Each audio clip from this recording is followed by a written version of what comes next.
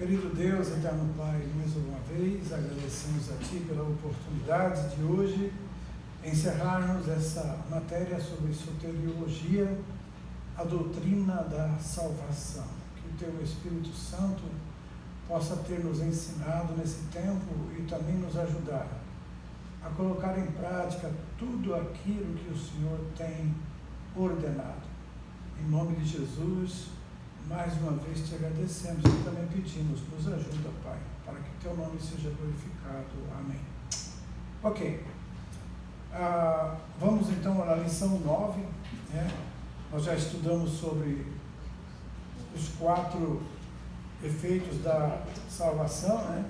Primeiro, nós vimos que Deus tem planos para o homem de várias maneiras e a graça dele é maravilhosa. Vamos ver hoje agora falar sobre advertências e promessas. Em Gálatas 6, 7 e 8, nós vamos ler agora, está escrito: não vos enganeis, de Deus não se zomba, pois aquilo que o homem semear, isso também se fará. Porque o que semeia para a sua própria carne, da carne colherá corrupção, mas o que semeia para o Espírito, do Espírito colherá a vida eterna. Então, essa advertência segue-se a uma passagem que admoesta o crente que caiu em pecado, lá em Gálatas 6, 1 a 5, que o apóstolo Paulo aqui, ele fala, comparando o pecado às sementes que, sendo plantadas no coração, produzem espinhos e ervas más, e não, se não forem logo retiradas, crescerão com força e se multiplicarão até finalmente destruir a vida espiritual do crente, das pessoas. Então, Cristo fez uma comparação semelhante quando ele disse que há um tipo de pessoa que ela recebe a semente do Evangelho em sua vida e essa semente brota e cresce ali. No entanto, aquela pessoa se recusa a remover da sua vida algumas ervas más do mundanismo e da impiedade. Essas ervas más, elas crescem ao lado com a nova planta, que é o Evangelho que foi semeado, até que por fim irão sufocá-la totalmente. Então, aqui em Mateus 13, 22, Jesus disse: o que foi semeado entre os espinhos é o que ouve a palavra, porém os cuidados do mundo e a fascinação das riquezas sufocam a palavra, e frutífera. Então os irmãos percebem que é por isso que você conhece crente e crente. Esse aqui, entre os espinhos, também é um crente. As duas outras que Jesus falou, no beira do caminho e entre os espinhos, são duas que não estão na igreja. Porque na beira do caminho, antes de entender a palavra, o diabo vem e tira a palavra e ela continua perdida. A segunda semente caiu entre as pedras, como tinha pouca terra, e logo cresceu. Isso fica feliz, aceitei Jesus, agora eu sou crente. Mas aí vem a família, vem os amigos, vem a renúncia da vida antiga, e ela fala assim: não, aí é difícil. Aí é difícil. São pessoas que têm interesses, A gente já viu alguém até dizer, se eu soubesse que era assim, nem tinha aceitado Jesus. Então, isso que acontece com essa pessoa, que a semente cai entre as pedras. Mas a que cai entre os espinhos e a outra que cai em boa terra, as duas estão na igreja. Mas uma está produzindo, uma está sendo fiel ali, verdadeira, mas a outra, ela tem esse problema, que ainda não abandonou as coisas, as práticas antigas. E esse é um problema que muitos acabam saindo da igreja depois que não suportam.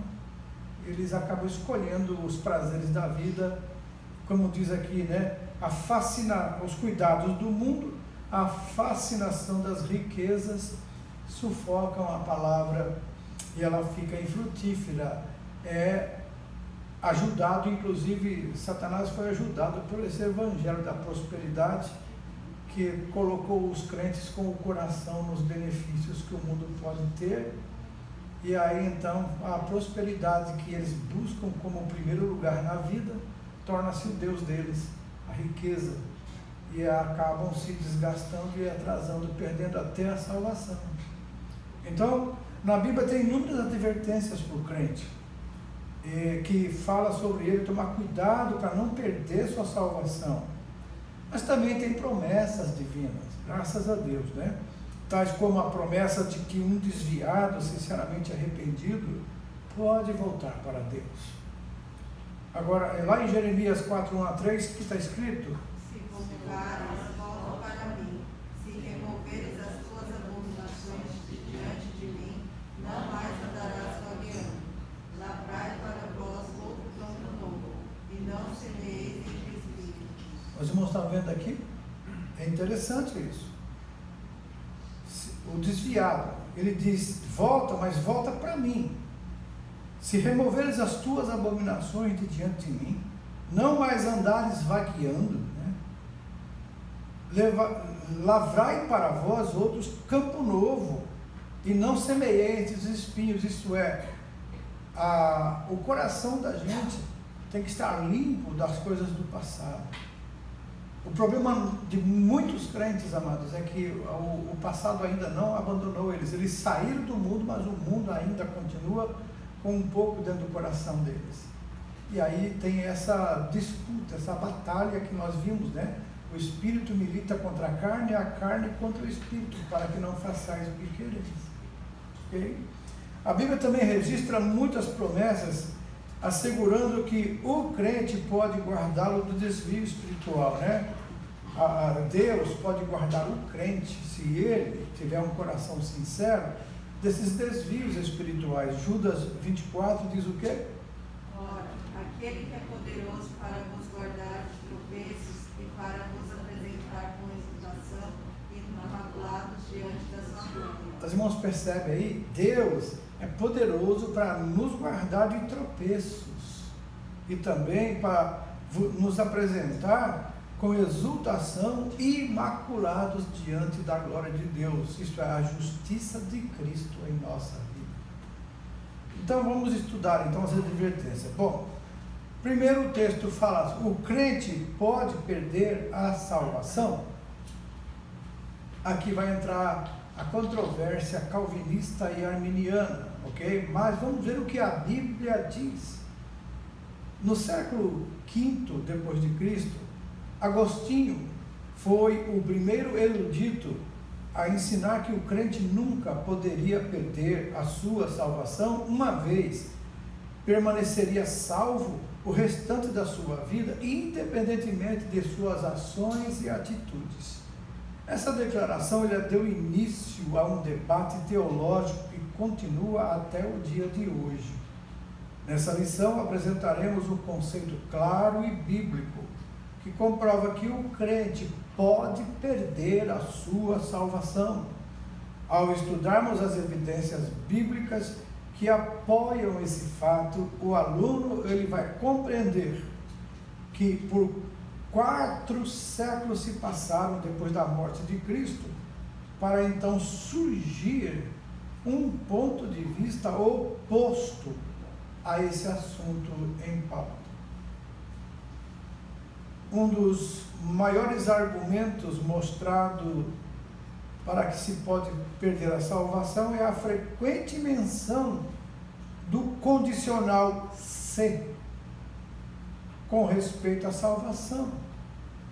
Essas declarações revelam o fato de que a salvação, ela na experiência humana, depende da situação do crente, manifesta em expressões bíblicas como permanecer em Cristo, continuar na fé, andar na luz, não retroceder e etc. Aqui está algumas. João 15,6 diz o quê? Se alguém não permanecer em mim, será lançado fora. Se alguém não permanecer em mim, será lançado fora. Então aqui estava em Cristo, estava nele. mas se não permanecer nele, é lançado fora. Colossenses 1:23, se é que permaneceis na fé. E Hebreus 2:3, se negligenciarmos tão grande salvação. E aqui o versículo 14 do capítulo 3, se de fato guardarmos firme até o fim a confiança. o 38 diz se retroceder, 10:38, e se porém andarmos na luz, né? As advertências diretas. A Bíblia, ela contém muitas advertências acerca do perigo do crente cair da graça. Paulo, ele advertiu os santos que se achavam vivendo de maneira que quisessem, que eles estariam salvos para sempre. O que ele disse? Aquele, pois, então, pensa que está de pé. Então, o escritor dos Hebreus adverte que é possível deixar o coração encher-se de descrença a ponto de perder a salvação, quando ele disse o quê?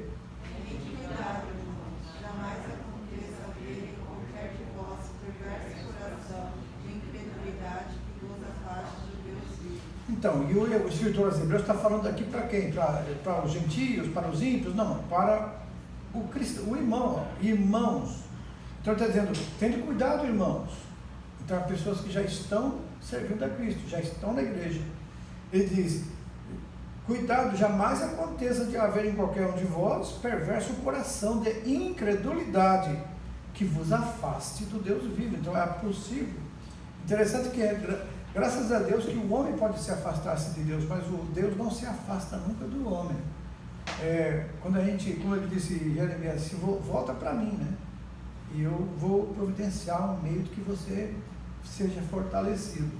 Já na epístola de Judas, nos leva-nos a meditar nos santos do Antigo Testamento nos dias de Moisés, quando diz: pois lembrar-vos que o Senhor, tendo libertado o povo, tirando da terra do Egito, destruiu depois os que não creram.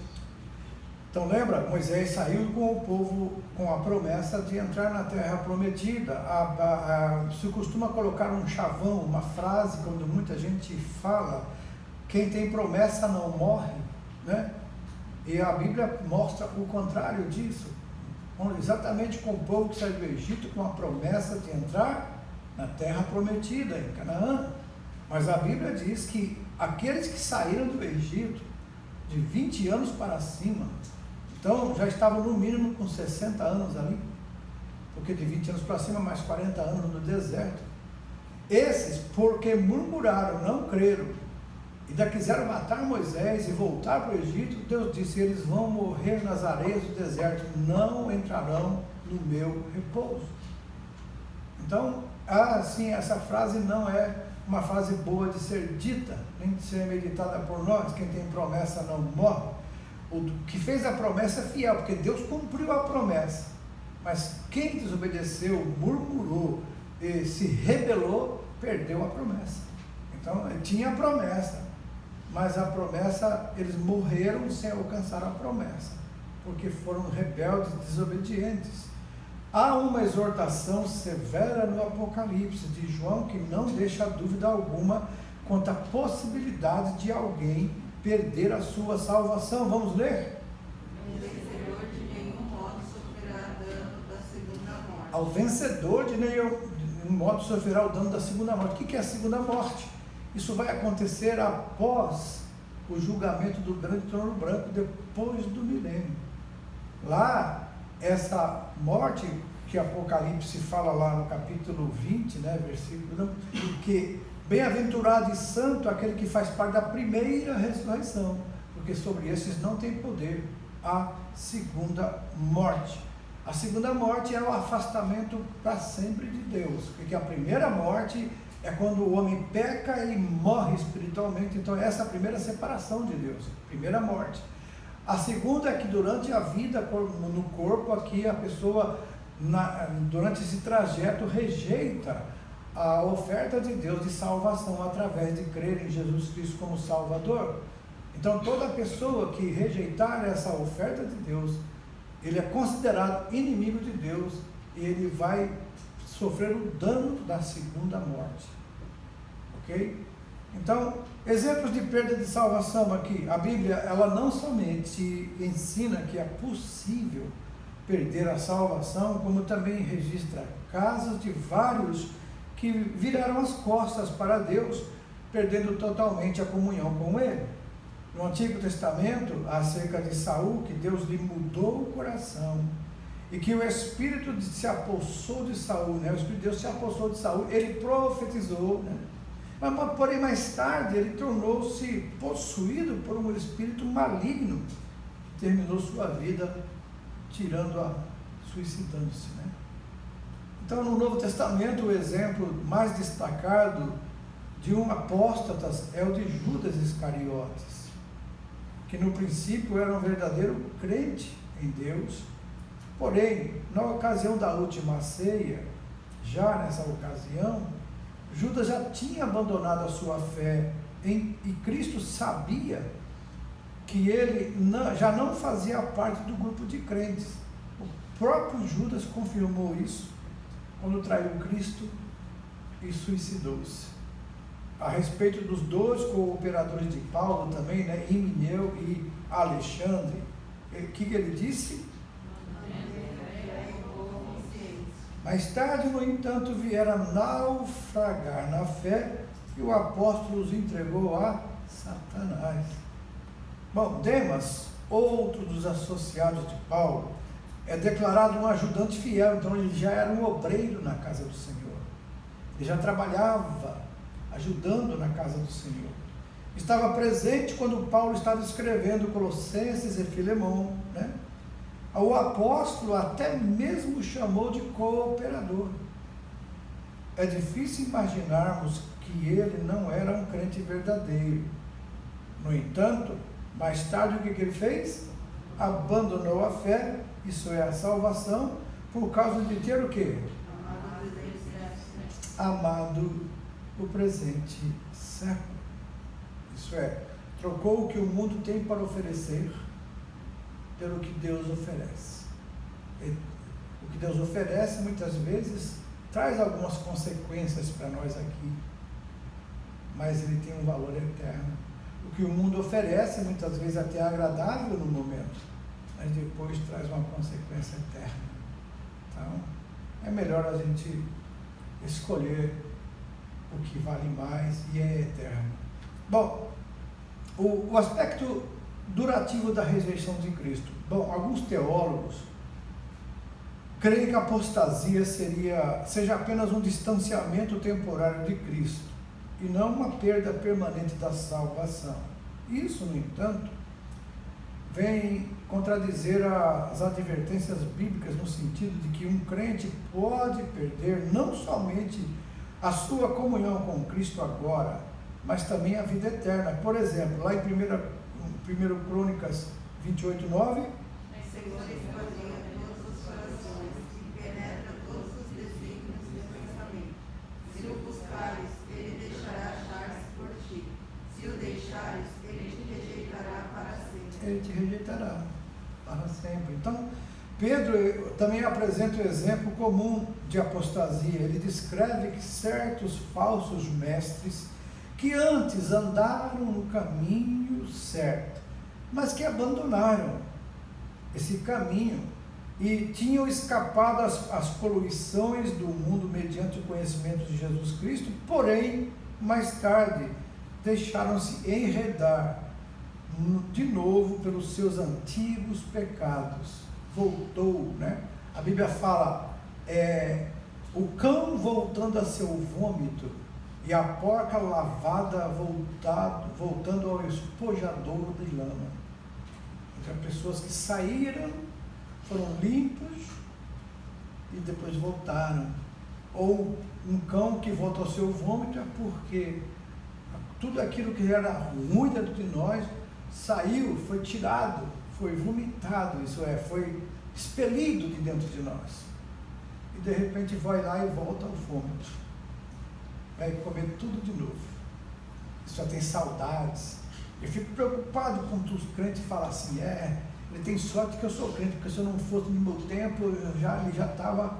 Quer dizer, então, talvez você esteja até com saudade desse tempo. Então, se você já chegou a falar uma coisa dessa, diga assim: eu nunca mais quero falar isso, porque isso demonstra saudade da velha vida. Quer dizer, era mais vantagem quando eu não era crente, que eu podia dar um soco na focinheira desse camarada, do que eu agora que sou crente não posso. Evidentemente, a condição desses mestres, né, que não é a mesma de um crente que está fora da comunhão com Deus. Pedro, ele diz que melhor lhes fora nunca tivessem conhecido o caminho da justiça, do que após conhecê-lo, rejeitá-lo.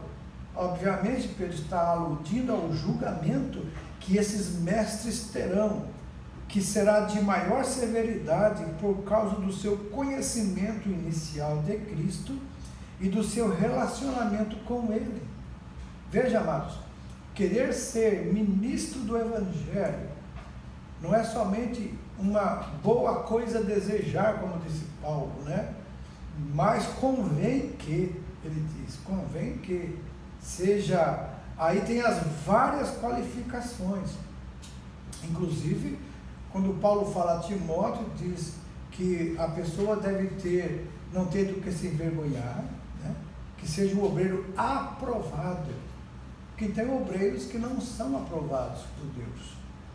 Aprovado, isso passou pela prova, venceu, que não tenha do que se envergonhar, isso é, tem uma vida ilibada, uma vida fiel, verdadeira, que pode ser copiada, e que maneje bem a palavra da verdade, que isso é, procurar se aprofundar no conhecimento de Deus.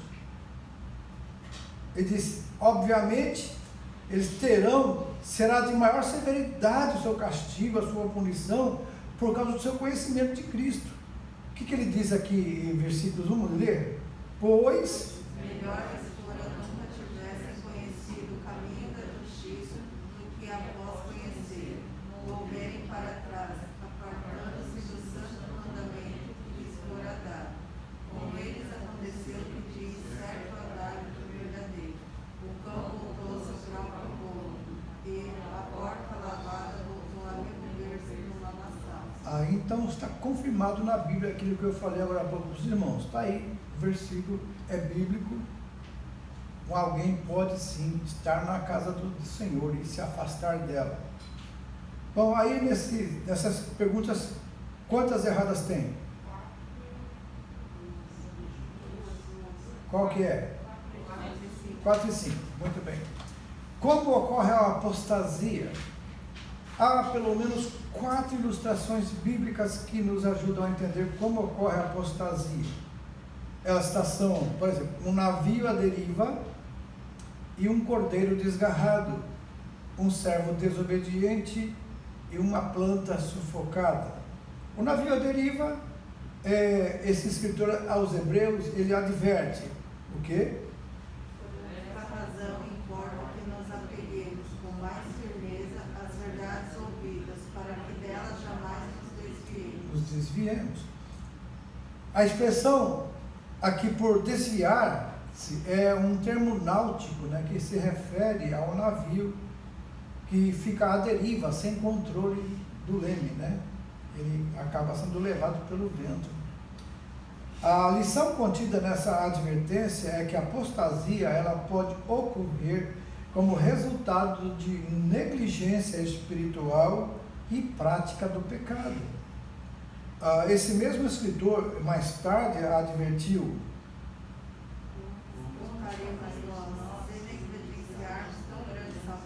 como escaparemos nós se negligenciarmos tão grande salvação? 2 homens que exemplificam essa ilustração é Emineu e Alexandre, como já vimos, e o apóstolo Paulo descreve-os como homens que não guardaram a fé, mas que passaram a viver em conflito com suas consciências e, por fim, chegaram a naufragar espiritualmente, se degeneraram a ponto de blasfemarem do Evangelho.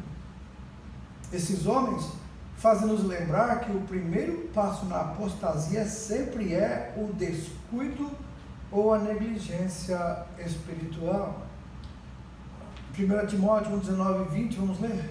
Mantendo velho boa consciência, portanto alguns, tendo rejeitado a boa consciência, vieram naufragar na fé, e dentre esses se contam Himeneu e Alexandre, os quais entreguei a Satanás, para serem castigados, a fim de não mais blasfemarem. Então, agora, também um cordeiro desgarrado. Uma das ilustrações mais conhecidas quanto à pessoa do apóstata é a do cordeiro desgarrado que se perde do rebanho. Essa ilustração nos ensina que o crente deve ficar bem perto do pastor e não, se não quiser se perder. Distanciar-se um pouco de Cristo não parece ter efeito negativo imediato sobre a vida espiritual da pessoa. E desse modo é fácil o crente afastar-se mais e mais do pastor e do seu rebanho. Tem crentes que eles acabam, e principalmente depois da pandemia, muitos acostumaram-se a ficar em casa. E eles já não têm o mesmo apreço, a mesma vontade, o mesmo desejo de vir congregar. E isso já é um descuido, já é um perigo, porque o congregar, ele traz benefícios para a pessoa e para a igreja em geral, porque todos nós reunidos, um edifica o outro, um ajuda o outro, um se alegra, um vai aprendendo com o outro. Quando a gente se distancia e se isola, e acha que não tem essa necessidade, você vai criando seus próprios conceitos, e o inimigo vai criando barreiras na sua mente. Ah, não precisa, eu leio a Bíblia, eu oro, eu tenho comunhão com Deus, eu falo. E aí você vai se afastando. Só que não tem como você dizer que está com a cabeça se você está fora do corpo. Tem jeito de dizer, por exemplo, um corpo, a Bíblia considera nós como um corpo. Cabeça é Cristo e a igreja é o seu corpo, certo? Aí tem jeito de eu tirar uma mão, deixar lá e dizer que ela faz parte do corpo? Não tem como. Então o corpo tem que estar unido. E essa união é exatamente o que faz o corpo ser edificado e ser fortalecido, um ajuda o outro. Essa ideia de que não precisa congregar é uma arma muito poderosa na mão do inimigo, que está enganando muitos, está tirando muitos da comunhão com Deus, ficando em casa parados, sem congregar, vendo vídeos na internet, sendo muitas vezes, como diz a Bíblia, sofrem comichão de doutrina nos ouvidos. E vão escolher doutores que falem aquilo que eles gostam de ouvir. Não importa se essa pessoa isolou um trecho da palavra e usou como argumento geral, ele atende isso e começa a divulgar essas ideias. E como se tivesse toda a correção do mundo, e ao mesmo tempo condena todos os outros a serem desleais, estar debaixo de maldição, que estão seguindo as leis, que são religiosos, seguem a religiosidade, são escravos dos pastores. Essas pessoas estão perdidas, precisam de ajuda, precisam de misericórdia, precisa de oração, para que Deus esclareça antes que acabe se perdendo de uma vez.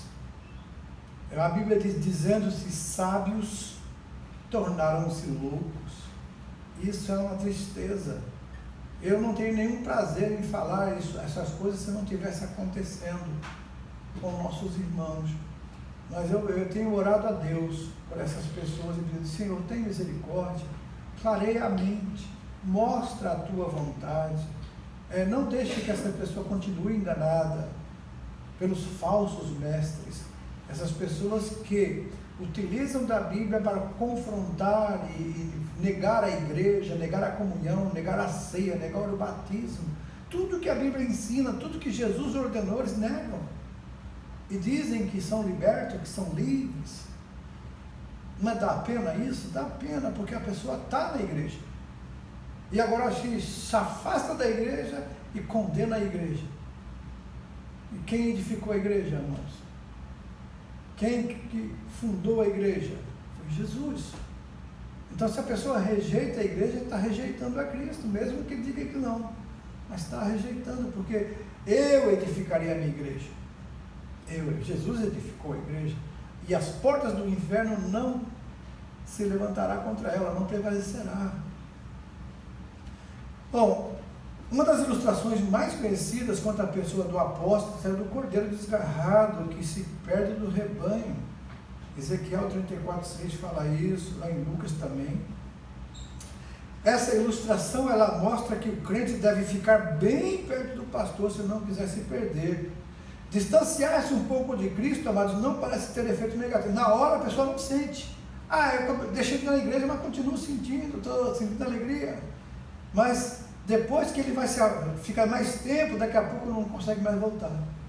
Não tem mais jeito de voltar. O diabo coloca vergonha nele, coloca medo, coloca conformismo, se conforma assim, você está servindo a Deus, você é crente, você aceitou Jesus, está salvo, então fica aí. E aí ele vai cada vez mais perdendo essa comunhão. Em algum momento das suas peregrinações no instante, o que vai acontecer com esse cordeiro desgarrado do rebanho? Ele vai levantar a cabeça procurando assimilar a voz do pastor, para então perceber que o rebanho está distante e que ele está perdido. Por contraste, a Bíblia promete que as ovelhas que permanecem sensíveis à voz do pastor, seguindo-o de perto, receberão a vida eterna e não perecerão jamais. Que promessa maravilhosa, né? O que Jesus disse aí? As ovelhas ouvem a minha voz, e eu as conheço, e elas me seguem. Eu lhes dou a vida eterna, jamais perecerão, e ninguém as arrebatará da minha mão. Glória a Deus. Mas tem que estar perto de Jesus. A ovelha, Jesus mesmo falou, né? Da ovelha desgarrada, perdida. Então, ele quer de volta, mas a ovelha precisa querer voltar. E tem ovelhas que saíram porque se perderam, se distraíram, mas tem umas que saíram porque quiseram. Aí essas, ela vai ter que voltar sozinha. Lembra do filho pródigo? O filho pródigo, o pai foi buscar de volta? Ele veio. A ovelha perdida, o pastor foi buscar, foi procurar, porque não sabia como voltar. Já o filho pródigo sabe onde voltar. O crente que está fora da igreja, ele sabe onde é a igreja, ele sabe que tem que congregar. Ele não congrega, aí uma hora o lobo pega, uma hora o inimigo leva. Eu fico estranhando como tem crente que não sente falta de congregar. Por que será? Você já perguntou isso para você mesmo? Será que se eu deixar de congregar, será que eu vou manter essa comunhão com Deus? E o perigo, sabe o que é? É que o inimigo começa a mostrar defeitos da igreja para essa pessoa. Você está vendo? Eu nem vou na igreja, porque se eu vou para ter essas coisas, então eu preciso nem ir, fico em casa e tal. De vez em quando eu vou na ceia, Irmãos, isso é um perigo. Isso demonstra que essa pessoa está mal, está doente, está enferma espiritualmente. E se ela não se consertar, uma hora, o diabo vai dar motivo para ela não ir mais mesmo. Ou então procurar outra igreja, outro lugar, que seja de acordo com o que ela pensa, seja de acordo com o que ela quer. Tem crente que é assim, ele quer que a igreja se amolde a ele, e não ele se amoldar à igreja. Isso já é uma rebeldia, uma rebelião no coração. E um dia Deus vai ajustar conta com esse povo. Então, é preciso tomar cuidado, é preciso... Porque é um servo desobediente. Um símbolo comum usado no Novo Testamento para descrever o crente é de um servo. Então, em decorrência disso, o servo desobediente é o símbolo do apóstata. Veja bem o que diz aqui em Lucas 16:13. Ninguém pode servir a dois senhores, porque pode aborrecer-se de um e amar o outro, você votará um e desprezará o outro. Então, esse versículo, o que ele ensina? Que o crente não pode servir ao pecado e a Deus ao mesmo tempo. À medida que começa a servir o pecado, o seu amor a Deus acontece o quê? Esfria. Isso é natural. E finalmente fica totalmente frio. E por essa razão Paulo adverte. O que ele fala?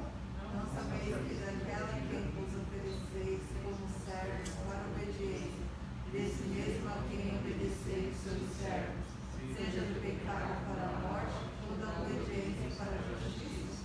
Então, amados, outro erro comum é pensarmos que somente certos tipos de pecados conduzirão à apostasia. No Evangelho segundo João 8,34, Cristo diz categoricamente: todo que comete pecado habitualmente, é escravo do pecado. Quando fala, nós podemos até acidentalmente cometer um pecado, mas quando isso se torna um hábito comum, isso é repetir, então esse aí, ele diz, é escravo do pecado, se tornou-se escravo.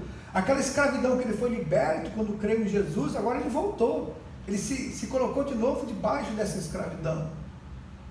E uma hora ou ele vai ter que escolher a quem ele vai servir. Em sua epístola aos Gálatas, Paulo cita uma longa lista de pecados e termina com a afirmação: não herdarão o reino de Deus os que tais coisas praticam. Isso é, habitualmente, isso é, a prática na vida, trouxe um hábito. Então, é surpreendente que essa lista dele inclua tais pecados que socialmente são aceitáveis, como inimizades, porfias, aquelas intrigas de teimosias, de pessoas teimosas, fica brigando uma com a outra, ciúmes e invejas, mas tem pessoas que têm ciúme de amizade do outro, tá? Eu estou com amizade com você, de repente você começa com amizade com outra pessoa, eu já fico ciumado, porque é minha amiga, meu amigo, agora é amigo também daquele lá. Isso é uma atitude, é um pecado que as pessoas acham normal, mas isso não é normal, isso é um pecado também, e isso vai afastando a pessoa de Deus. Então, na verdade, inveja, ciúmes, porfias. Porfiar é teimar, insistir. Isso é perigoso. Semelhante, Cristo diz que até mesmo a mentira pode tornar-se o pecado que leva à destruição da fé de uma pessoa. Aquele que vive e ama a mentira. Agora, também fala sobre a planta sufocada, A apostasia é um processo de degeneração gradual. Isso é, ela não acontece de repente. A pessoa vai, principalmente agora é fácil a gente apostatar da fé pela internet. Tem tantos pregadores pregando palavras tão bonitas, mas tem no bojo delas venenos, porque eles pregam levando a pessoa a querer olhar e criticar, ser um crítico contumaz. A crítica, na verdade, quando ela não é construtiva ou verdadeira, ela se torna uma rebelião e também uma calúnia e difamação. Isso é blasfemar contra o Evangelho. E as pessoas acabam entrando nessa. Por quê? Porque não estão bebendo da fonte limpa, estão bebendo de uma fonte suja. É interessante que, quando nós vemos aqui em Marcos 4, 18, 19, o que diz? Os outros, semeados entre os espinhos, são os que ouvem a palavra, mas os cuidados do mundo, a fascinação da riqueza e as demais ambições concorrentes com a palavra, enquanto é frutífera. Sabe o que acontece? A gente vai se deixando levar por coisas. Vai se deixando levar por o que há necessidades, que aí ele fala, os cuidados da vida. Sim, mas também a Bíblia fala sobre Mateus, quando Jesus fala a ansiosa solicitude da vida, a preocupação de comer, beber e vestir. E ele disse, olha, Deus sabe dessas coisas, mas existe um segredo, uma chave para o sucesso nessa parte. É quando ele diz, mas busque em primeiro lugar o reino de Deus e a sua justiça, e essas coisas que você precisa, Deus sabe, Ele vai acrescentar. E sabe o que é isso, amados? A Bíblia diz que tem pessoas que vão se destruir para conquistar. Elas trabalham tanto, se esforçam tanto, se desgastam tanto que elas vão ganhar, mas depois vão gastar com o hospital na doença, ou vão morrer, e o dinheiro fica aí. A vida é uma só, ela é curta, e se nós não soubermos aproveitá-la e vivê-la, nós vamos morrer sem viver. Então nós somos praticamente um morto-vivo, na verdade. Tem pessoas que não vivem, vegetam, ficam o tempo todo preocupados com amanhã. Quando Jesus falou o dia de amanhã, cada dia tem o seu mal, o Pai sabe, mas viva hoje, confie em mim, entregue a sua vida de uma forma que o reino de Deus e sua justiça seja o primeiro na sua vida. Aí você vai, olha, amados, muito sofrimento vai ser evitado quando nós entendermos isso. Tem gente que se preocupa, e no final as coisas acontecem e ela fala assim, ainda bem, graças a Deus, mas e o sofrimento que ela passou sem confiar? E aquela angústia, a aflição, né? É falta de fé. Confia no Senhor, essa é a palavra que traz tranquilidade e paz. Entrega o teu caminho ao Senhor, confia nele. E essa forma, mas é mágica, assim no termo que podemos usar. Você confia no Senhor, já vem o descanso. Se você não confia, vem a aflição. Eu preciso resolver isso, eu preciso disso. Meu Deus do céu. E aí começa a vir doença, começa a vir perturbação, começa a vir suador, começa a vir tanta coisa. A pessoa não dorme direito, acorda mal, fica com mau humor, arruma encrenca, tudo isso vai uma coisa puxando a outra, um abismo puxando outro abismo. Não é bom a gente aprender, amados? Todos nós temos um pouquinho disso, sabia? Alguns menos, outros mais, mas temos, todos nós temos. Então, aqui, a palavra aqui não cabe a alguém especificamente, é todos que vivem de uma forma, muitas vezes, que não está compatível com a vida que Deus quer que tenhamos. O que ele disse? Eu sei os pensamentos que tenho sobre vós, são pensamentos de paz, são pensamentos de vida, diz o Senhor. Mas achega-te a mim, venha para o meu regaço, para o meu plano, que aí você vai ver como você vai ser feliz. Mas a gente às vezes acaba esquecendo disso, e entra no comando de novo daquelas rodas de pensamentos inseguros e sem paz, sem alegria. Até quando isso vai?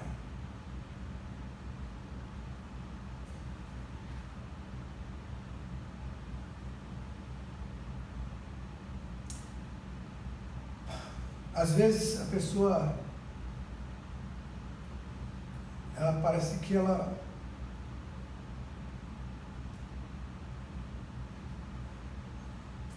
está vivendo a vida de crente, vai se distanciando. E Tiago diz o quê? Ao contrário, cada um é tentado pela sua própria cobiça, e quando essa o atrai e o seduz. Então a cobiça, depois de haver concebido, ela gera o quê? Dá luz ao pecado. E o pecado, uma vez consumado, a morte. Então começa uma cobiça, desejar algo que eu não tenho, mas que eu acho que eu devo ter. E aí então essa o atrai e o seduz. Uma pessoa seduzida, ela se entrega à sedução, ela se deixa levar, e aí gera o pecado. E aí o pecado é consumado, gera morte.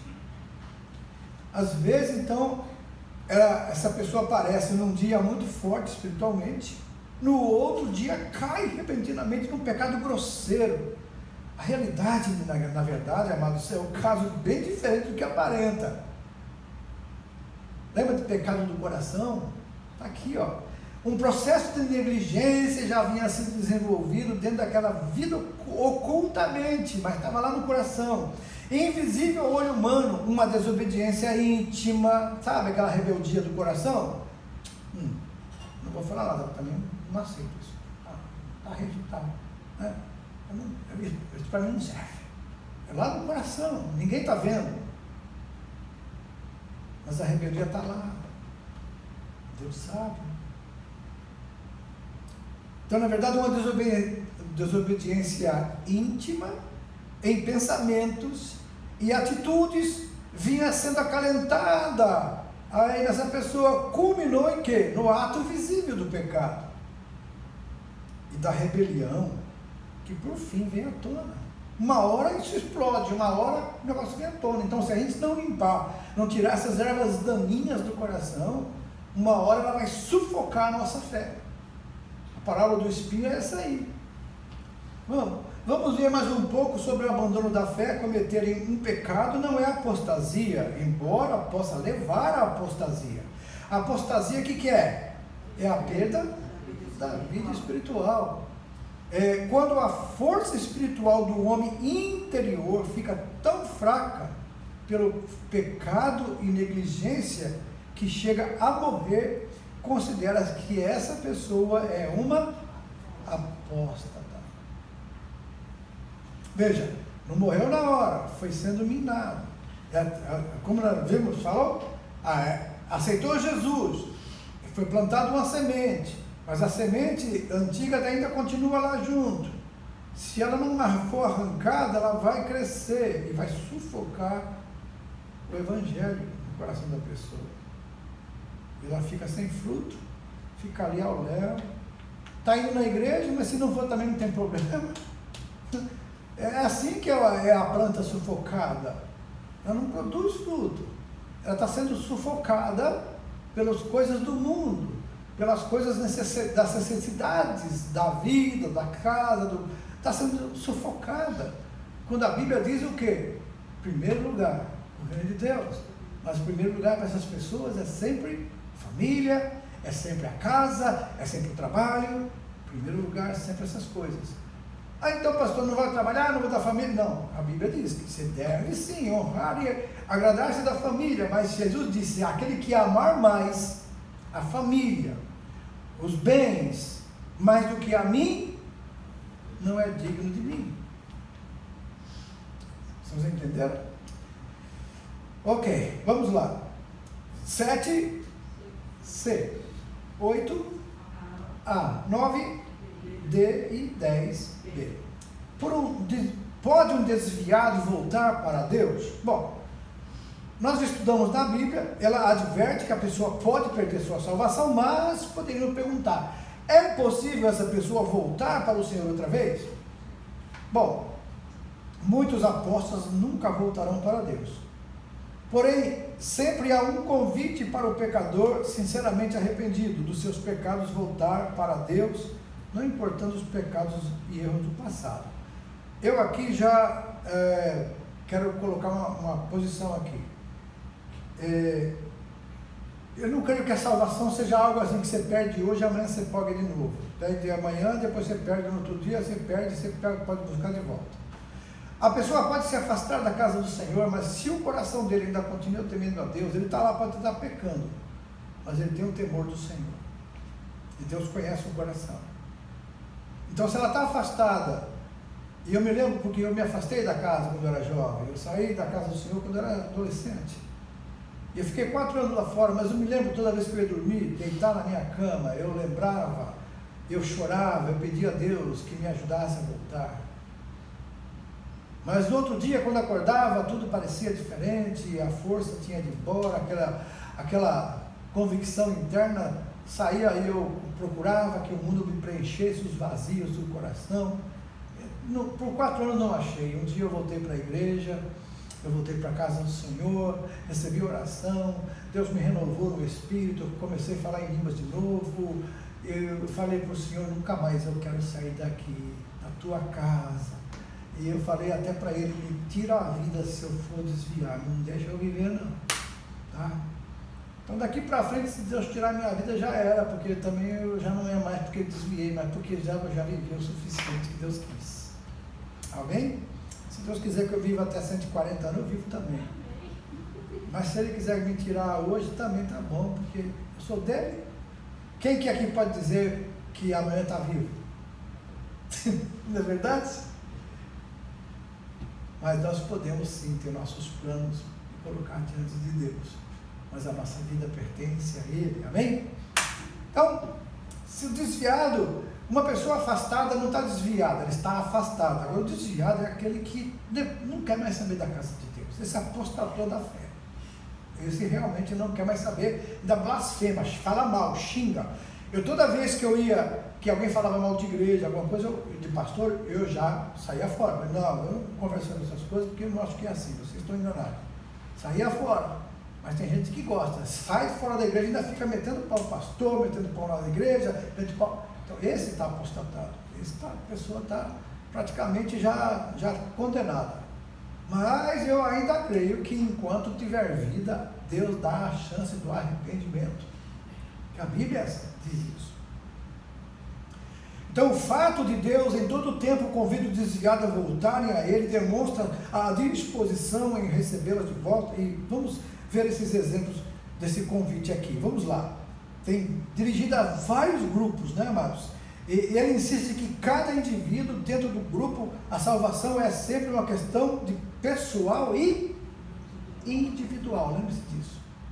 Ah, meu pai não vai, minha mãe não vai, mas peraí, a salvação é individual, você é responsável por ela. Deus não vai te cobrar, não vai cobrar seu irmão por causa de você, seu pai por causa de você, sua família por causa de você. Você escolheu. A salvação é individual, a responsabilidade também é individual e pessoal. A Bíblia contém muitos convites diretos. Olha, Jeremias 4:1, Jeremias 6:16, Oséias 14 e Malaquias 3:7. Tudo que Deus fala é isso: tornai-vos para mim e eu me tornarei para vós, diz o Senhor dos Exércitos. Deus falando sempre isso: se você voltar para mim, se você remover as suas abominações de diante de mim, não mais andares vagueando. Então, então Deus vai falando, olha só, como a chance dele. Se você encontrar uma pessoa que está afastada da igreja, você pode falar para ela, ainda há chance para você, não está tudo perdido. Deus te recebe de volta se você se arrepender e voltar para Ele. Pronto, é esse o caminho. A oração do desviado, mais uma prova de que o desviado pode voltar para Deus, temos na oração de Davi. Um homem que cometeu adultério, enganou seu próximo e depois o assassinou. No Salmo 51, Davi descreve a si mesmo quando alguém que perdeu a salvação, declarando que já não tinha mais a alegria da salvação e que estava precisando de um coração novo. Davi, além disso, implorou a Deus que não o expulsasse para sempre da tua presença, nem retires, ele disse, de mim o teu Espírito Santo. Pela fé, Davi fez uma oração de arrependimento, empregando 3 belas figuras do perdão. Pediu que o seu pecado fosse apagado, que Deus o lavasse como um homem lava a sua veste imunda, e que Deus o purificasse da enfermidade do pecado que o controlava. Olha aí, Salmo 51, versículo 1 e 2. Compadece-te. Segundo a tua benignidade e segundo a multidão das tuas misericórdias, apaga as minhas transgressões, lava-me completamente da minha iniquidade e purifica-me do meu pecado. Veja, foi uma exposição. E ele começa a oração não culpando ninguém. Esse é um grande segredo para Deus perdoar nossos pecados. Não colocar culpa em ninguém. É simplesmente eu pequei, só eu pequei, pronto. É isso que Deus quer ouvir. Porque todo mundo peca. Mas às vezes eu pequei porque aí Deus já Você vê que Deus rejeitou Saul por causa disso. Saul, por que você fez isso? Ah, foi o povo. O povo que trouxe o melhor do gado para oferecer para o teu Deus, Samuel. Ah, é? Aí Samuel estava demorando para vir, para fazer o sacrifício, ele pega e sacrifica. E ele fala, Saul, por que você fez isso? Ah, você estava demorando. Assim, olha, Saul, Deus tirou de você o seu reino. Deus tirou de você. E vai entregar ao outro.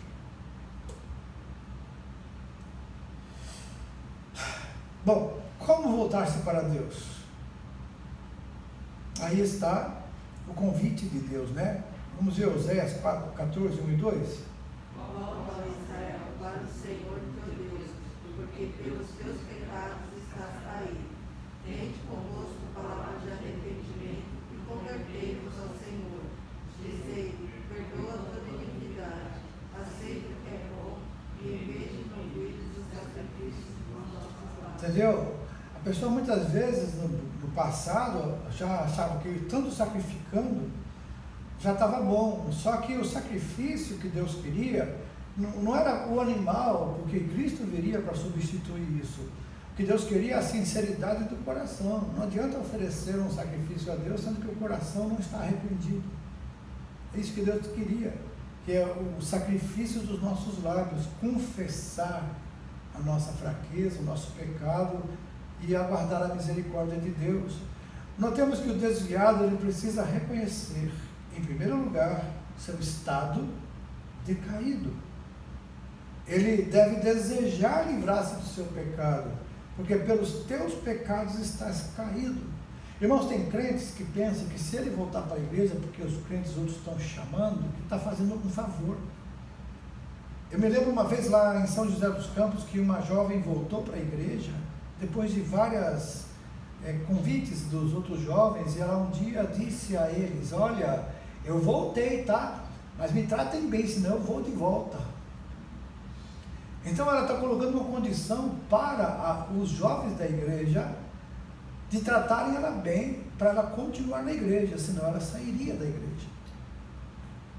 E eu creio que ela deve ter saído, porque ela não estava da igreja por causa de Cristo, ela estava por uma condição de ser bem recebida, de ser massageada no ego e ser tolerado os seus defeitos sem ninguém poder chamá-la a caminhar direito.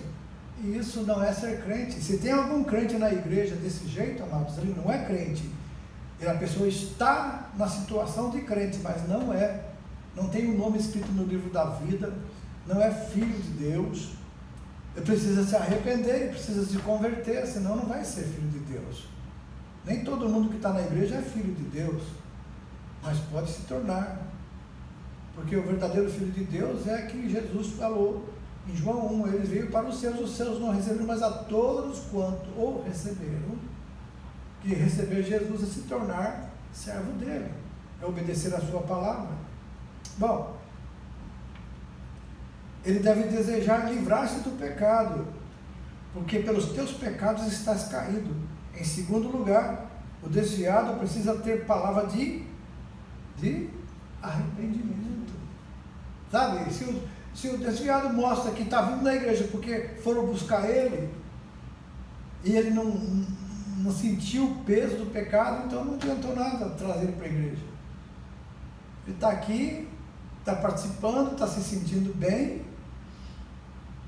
mas não teve arrependimento. E ele não tem, então não vai ter misericórdia para ele. Porque a Bíblia diz, aquele que se arrepende e deixa, alcança. Olha o perigo aí.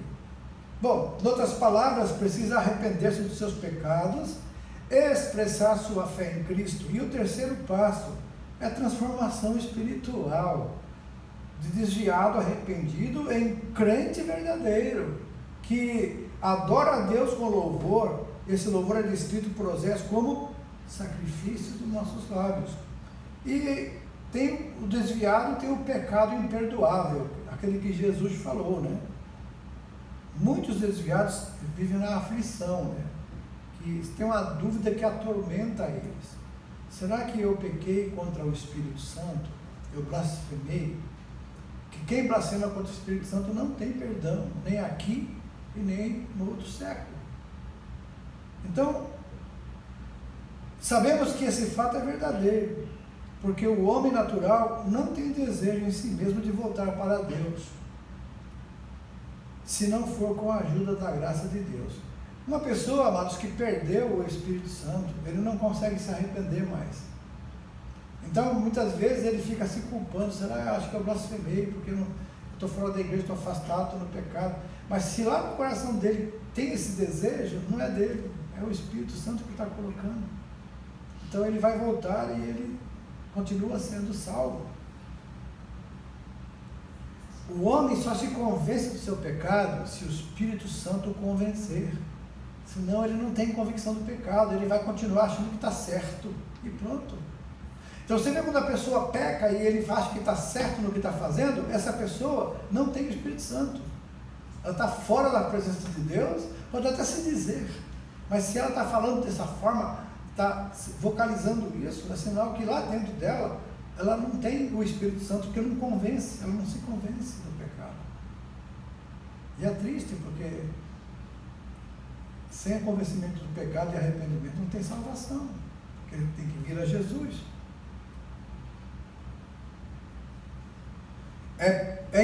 Portanto, lamentável quando certos pregadores imprudentes criam dúvidas e temores desnecessários do desviado com suas histórias sobre pessoas desviadas que já choraram com toda a sinceridade, mas nem vão diante da porta trancada do céu, né?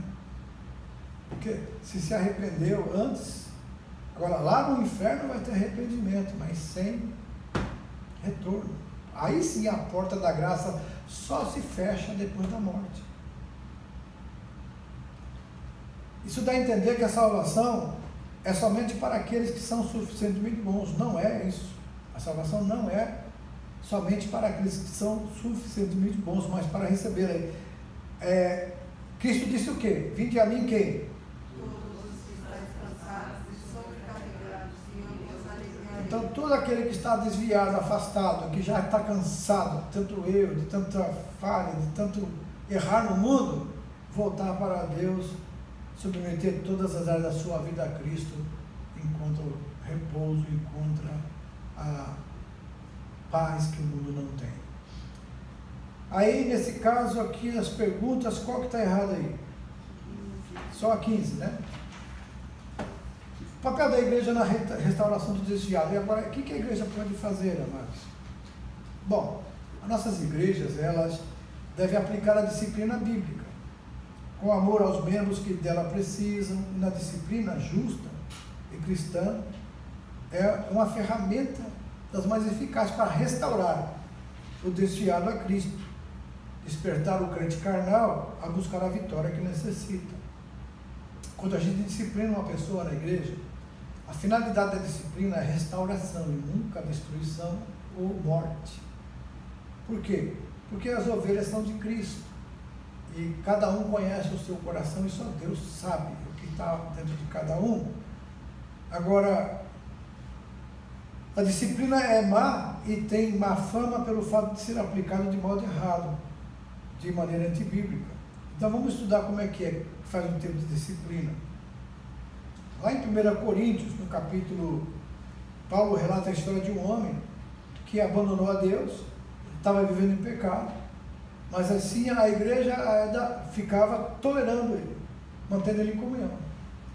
Então é por isso que quando a gente acontece alguma coisa na igreja, eu falo para os irmãos, se você sabe que alguém está fazendo alguma coisa, que está pecando, fazendo alguma coisa errada, que está prejudicando a igreja, você se tornará diante de Deus cúmplice dessa pessoa, participará do mesmo pecado dela e será punido pelo mesmo pecado da pessoa, porque você também está pecando. A omissão também é pecado.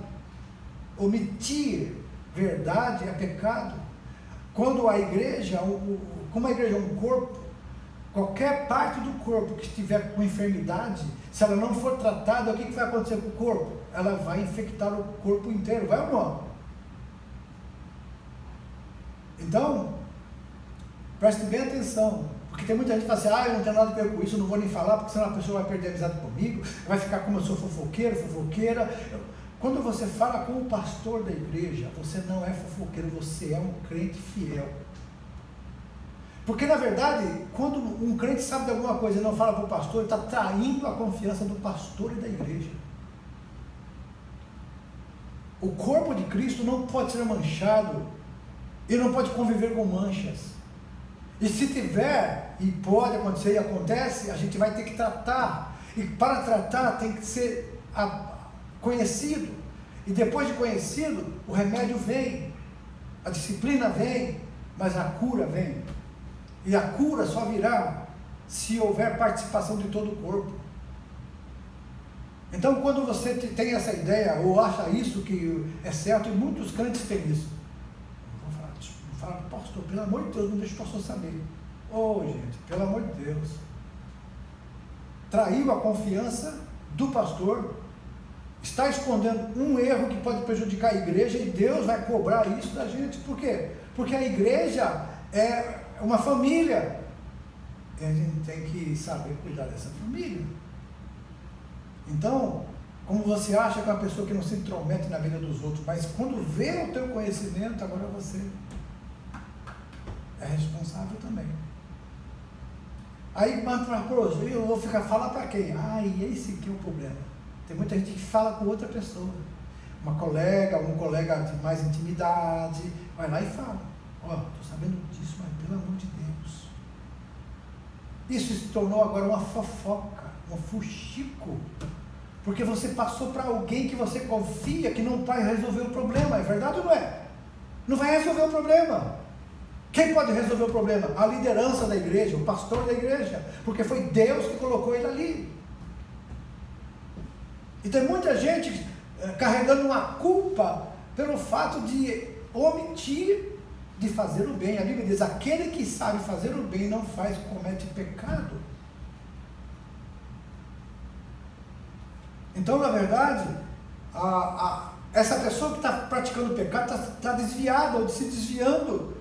E quando o pastor fica sabendo, ele vai correr lá para socorrer, para resolver, para ajudar, e não para matar. Mas se alguém sabe e não falou nada, e de repente essa pessoa se perde, essa pessoa que não falou tem participação nessa desgraça. A pessoa pode até perder a salvação ou morrer.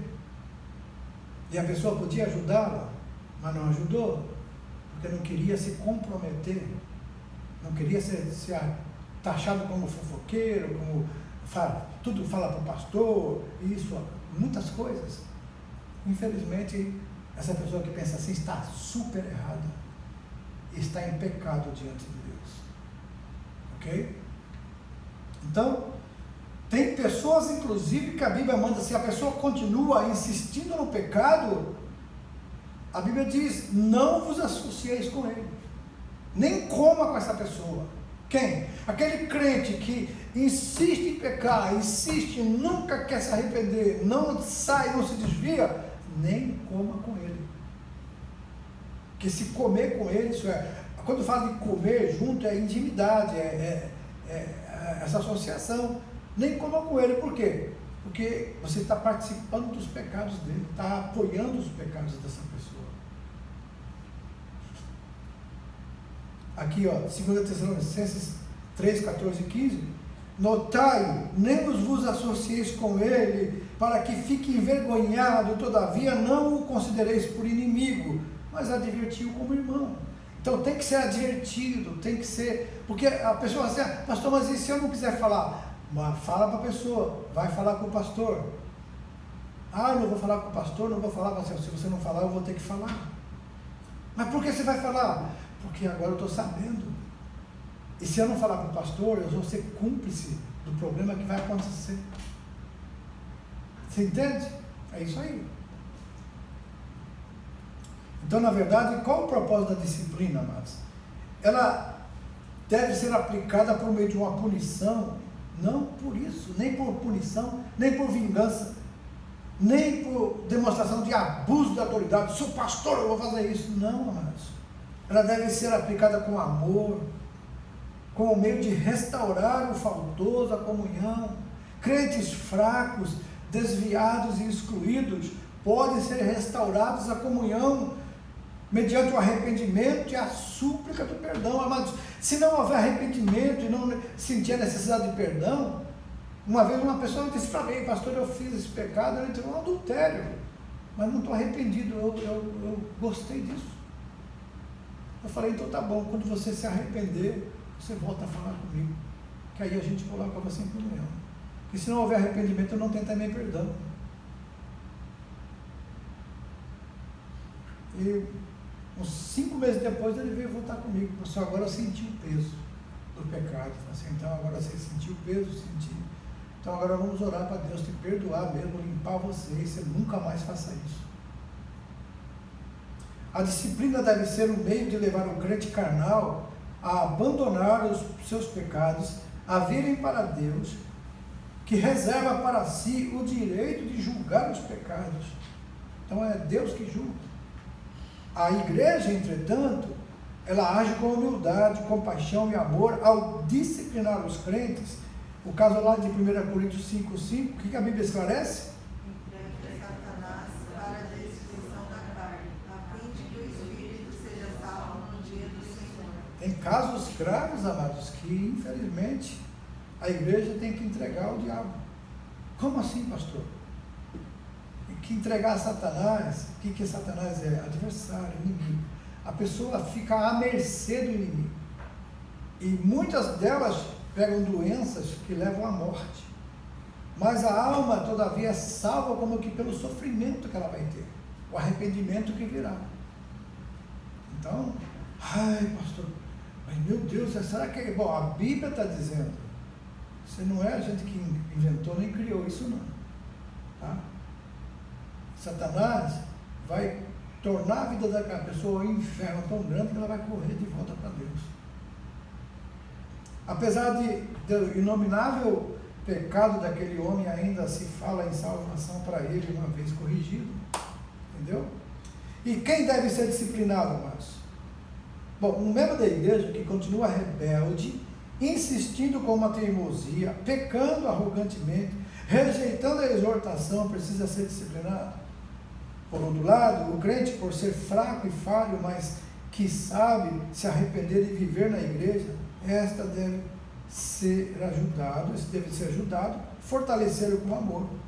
Quando nossos filhos são fracos, não os evitamos, e nem os tratamos duramente, mas os alimentamos melhor e tomamos cuidado especial com eles.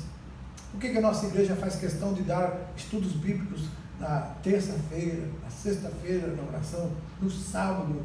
Porque alimentar, fortalecer, encher de saúde nossos membros. Aí nós temos uma igreja saudável, com saúde. Quem tiver doente é porque quer ficar doente, que alimento tem. Ninguém pode reclamar. Agora, a nossa parte é feita. Agora, a pessoa ao receber e quiser ou não comer aquilo, já é outra coisa. Entendeu?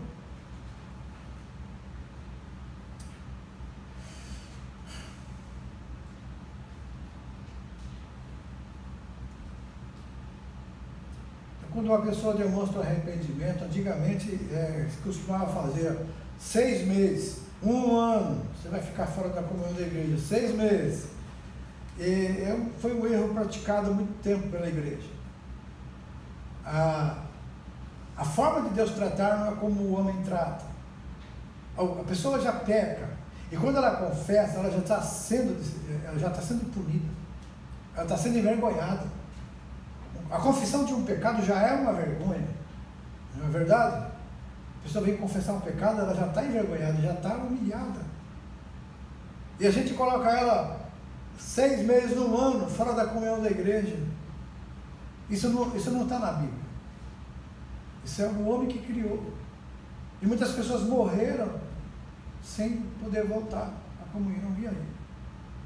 Então o que a gente faz hoje em dia? A pessoa pecou, o caso é tratado, a gente traz a punição para ela, tirando os cargos, tirando aquilo que ela faz, fica sentado aí ouvindo a palavra. Quando você sentir de volta o arrependimento, você sentir o coração, você vem falar e diz, pastor, eu estou disposto a voltar a tomar ceia, porque eu já senti o perdão de Deus. Aí a pessoa volta a tomar a ceia. E não é a gente que julga o tempo que ela vai ter que ser disciplinada, mas é ela e Deus que vão saber. E se ela vier falar, e não se arrependeu, o problema é dela com Deus, porque ela está confessando que se arrependeu. Entendeu, amados? Então essas atitudes erradas a gente tem que colocar fora, porque não é padrão de Deus, é padrão do homem. Agora,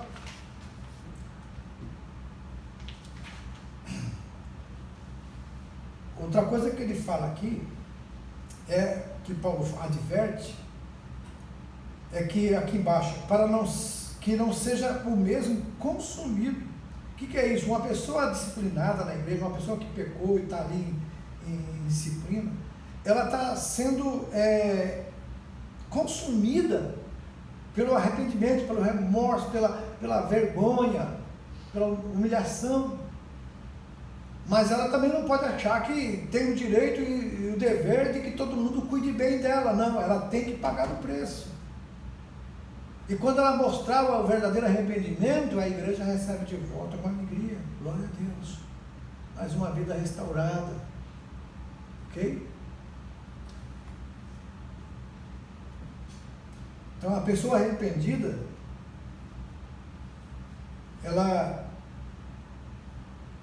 o diabo muitas vezes, ela não a evita. Uma pessoa arrependida, o diabo vai querer ocupar-se em plantar sementes da dúvida, da amargura na mente, procurando desviá-la de ver. Então, devemos tomar cuidado para que Satanás não seja ajudado por nós, nos casos de disciplina. No caso, tem gente que, aquele irmão lá, lembra aquele irmão? Aquele lá pecou. Ficar lembrando de pecado, de irmãos, quando Deus já perdoou, é sinal que a gente quer ficar cutucando um irmão. Então, veja bem, amados, por que muitas vezes nós não somos abençoados? Porque nós julgamos muitos outros, nós julgamos as pessoas, gostamos de falar do passado delas. Falar do passado das pessoas muitas vezes é um sinal de que a gente está querendo esconder alguma coisa de nós, para que tirar aquela foco de nós e colocar o foco na outra pessoa. Então, quando você vê pessoas assim, você joga, imagina, o que será que essa pessoa está tentando esconder? Está lembrando só do passado dos outros. E o nosso passado? E o que nós fizemos lá atrás? Vê como o negócio pega na gente, amados? Não é fácil, não. A Bíblia agora. Deixa eu terminar aqui. Como disciplinar? É muito apropriado examinarmos aqui os seguintes textos que orientam como aplicar disciplina. O que diz aqui Timóteo? Paulo fala a Timóteo? É necessário que o servo do Senhor não viva no viver, que sim deve ser grande para todos, apto para instruir, paciente, disciplinando com mansidão os que se opõem, na expectativa de que Deus lhes conceda não só o arrependimento para conhecerem plenamente a verdade. E ficar lembrando do passado, ficar lembrando das coisas que ele fez lá atrás. O que diz aí Tito 3:2?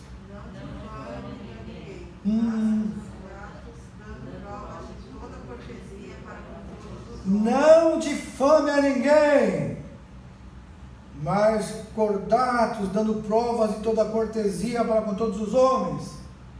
Os irmãos entendem isso?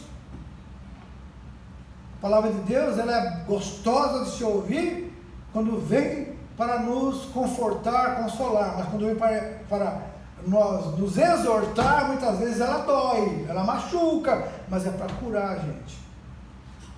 Muitos de nós temos essa doença, tem que ser curada. Nós adquirimos o hábito de difamar, de falar mal dos outros, lembrar do passado. Passado, Deus já, os pecados dantes cometidos no tempo da vossa ignorância, eu não me lembro mais. E agora nós lembramos. Somos Mais do que Deus, então? Então peça perdão a Deus. Vamos pedir perdão a Deus. Toda vez que nós lembramos do passado de alguém para difamar, isso está diante de Deus lá, está diante de Deus. E só será tirado de diante de Deus quando a gente pedir perdão, dizer, Senhor, eu me arrependo disso. Eu retiro essas palavras, eu retiro essa difamação que eu fiz. Você não está lá diante de Deus. Uma hora Deus vai te cobrar isso. E a gente tem que tomar cuidado com isso. Por quê? Porque tem que ter um amor fraternal. O que é amor fraternal? Perdão. Falhas, somos todos falhos. Aqui, ó, Gálatas 6:1, o que Paulo diz em Gálatas 6:1? Irmãos, se alguém for surpreendido em alguma falta, vós que sois espirituais, corrigiu com espírito de brandura e guarda-te para que não sejais também. E aí, mas seguindo a verdade em amor, cresçamos em tudo naquele que é a cabeça, Cristo. Amor, irmãos. O amor, ele cobre multidão de pecados. O que é isso? O amor tira o nosso foco do pecado e coloca o foco nas coisas boas. Isso é importante. É uma doença que a religiosidade traz para a gente. A gente vê isso na igreja, na liderança, e a gente acaba se adaptando a isso. É errado. Nós temos que abandonar essas coisas. A palavra está nos alertando, nos ajudando. Aprenda isso. 17, 18, 19b e 20a. Segurança da salvação do crente. Bom, embora um crente possa perder a salvação por negligência e pecado, o crente fiel não precisa ter dúvidas se está verdadeiramente salvo ou mostrar-se temeroso de perder a salvação. No que diz respeito à salvação, a atitude do crente fiel deve ser a da certeza presente e a esperança futura. O que Colossenses 1:23 diz?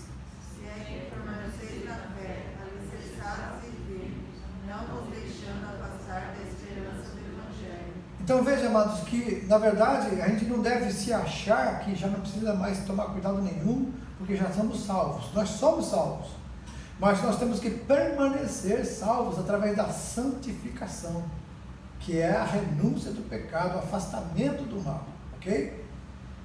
O testemunho do Espírito Santo, outra coisa muito importante.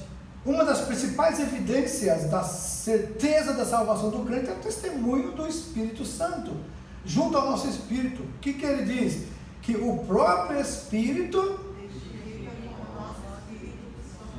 ele mesmo, o Espírito tecido no Espírito. Veja, a alma é volúvel, a alma é enganosa, a alma ela tem a pendência para a carne e para o Espírito. Então, quando você tiver essas dúvidas, você consulta o teu coração no Espírito e diz: Senhor, mostra-me pelo teu Espírito que eu sou salvo, tira essa dúvida do meu coração, e aí então o Espírito Santo vai te confortar, te ajudar, ok? Por estranho que pareça, esse versículo tem levado muitos crentes a duvidar da sua salvação, em lugar de ter a certeza, porque raciocinam que se não sentem sempre qualquer coisa, então não são salvos.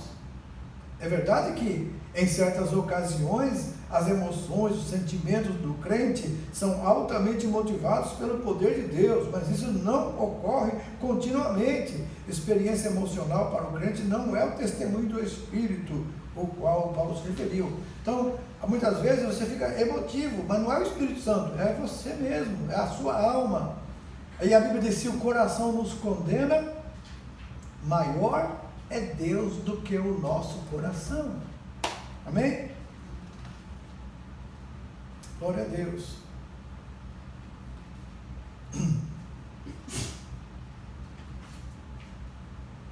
Bom, notemos que o testemunho do Espírito Santo é dado em nosso espírito.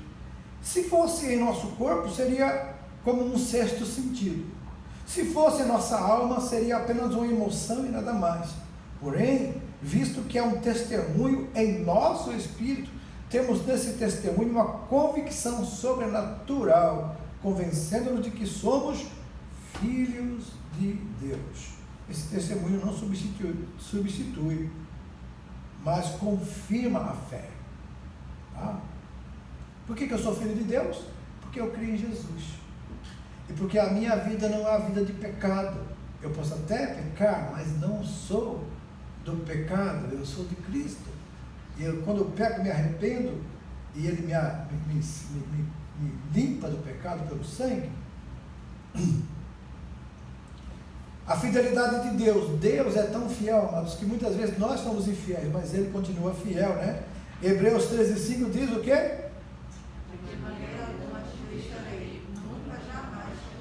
E outra, em João 10:28, Jesus falou o quê? Ninguém, aquele que vier a mim, de maneira nenhuma eu lançarei fora, e ninguém as arrebatará da minha mão, minhas ovelhas. Aleluia, glória a Deus por isso. E a intercessão de Cristo a nosso favor, o escritor aos Hebreus, ele lembra-se da fonte, o crente a lembrar-se, ele leva o crente a lembrar-se da fonte, do conforto e certeza de se expor em Cristo. Vamos ler Hebreus 4:14-16?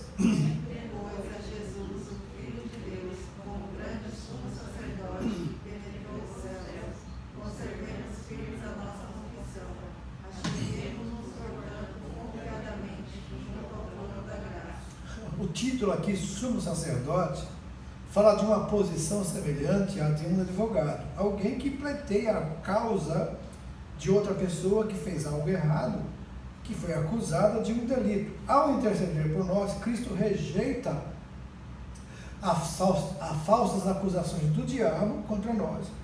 E se formos culpados pelo pecado, Ele não esconde essa culpa, nem vê qualquer justificativa para ela, mas apresenta o quê? A sua própria justiça, sua própria morte, como base de intercessão. Eu morri por ele, ele está arrependido, ele errou, mas eu morri. Então é o advogado. E aí ele cancelou a penalidade por aquele pecado, que tinha escrito aí em João 2:2. Todavia, alguém pecar, temos advogado junto ao Pai, Jesus Cristo, justo, e Ele é a propiciação pelos nossos pecados. Então veja bem, Ele é a propiciação. O crente e a vida santa, a despeito então das inúmeras evidências da salvação mencionadas nessa lição, dúvidas insistentes permanecerão na vida de todo crente que não remover a fonte primária dessas dúvidas, né? Uma vida comprometida com o pecado e o mundo. O pecado e a confiança espiritual não podem coexistir. Um homem pecaminoso pode alegar que tem confiança quanto à sua salvação, mas, na realidade, ele é acometido por dúvidas e insegurança interior. Somente uma vida de obediência e retidão motivará a confiança. Lembra que nós falamos? Se a gente mantém o coração com ervas daninhas, isso é rebelião, rebeldia no coração, mesmo que a gente não expresse, mas está lá no coração, a nossa fé vai sendo sufocada e a gente não tem confiança, não tem essa segurança da salvação. Pode até falar, eu tenho segurança da salvação, mas intimamente não existe, porque ele sabe muito bem que a vida dele ainda não está completamente na mão do Senhor, pois ainda mantém raízes de ervas daninhas ali que podem crescer a qualquer momento e motivar, sufocar a sua fé. Então aqui nós temos de limparmos diariamente dessas coisas com a palavra de Deus e mantermos, como diz, a nossa horta limpa, somente coisas boas plantadas no nosso coração. João 2:3, 1 João 2:3. Ora, sabemos que o que temos conhecido por isso, de guardarmos os seus mandamentos. E a real comunhão com Cristo, o crente fiel e dedicado ao Senhor tem a certeza.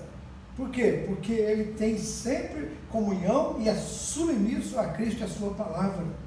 É bíblico, por isso que Judas admoestou seus leitores a se edificarem na fé com oração no Espírito e a se conservarem no amor de Deus. O que é orando no Espírito, amados? Você sabe o que é isso?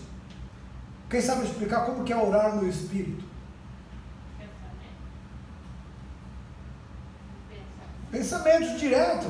Você pode estar conversando com alguém, trabalhando, você está orando.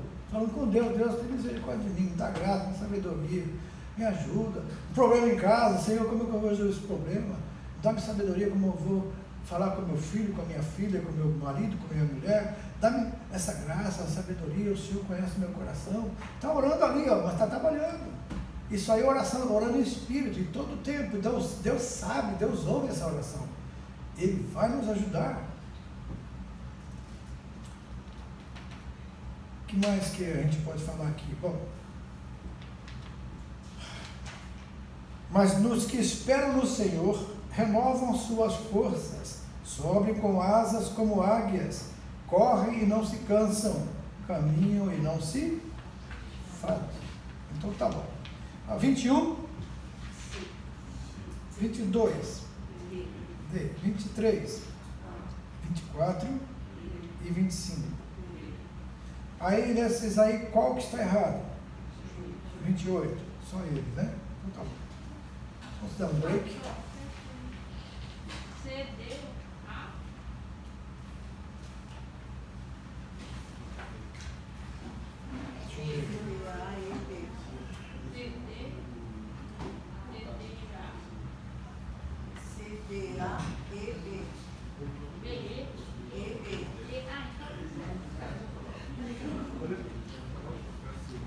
Ok.